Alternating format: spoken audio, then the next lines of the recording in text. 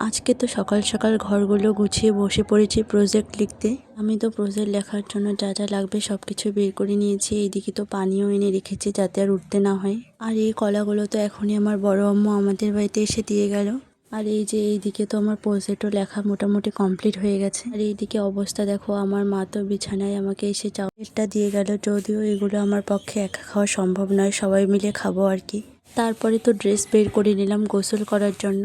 দেন এখন তো যাচ্ছি রান্নাঘরে, আসলে মা অনেকক্ষণ থেকে খেতে ডাকছে তাই আর কি। আর আজকে আমাদের বাড়িতে কি রান্না হয়েছে চলো তোমাদেরকে একবার বলি। আর মাঝখানে যে পাতা শাকটাকে দেখছো, এটা নাকি খেলে অনেক বেশি পরিমাণে রক্ত হয়। তার একমাত্র কারণ হলো এটা লাল কালারের দেখতে, তাই আর কি।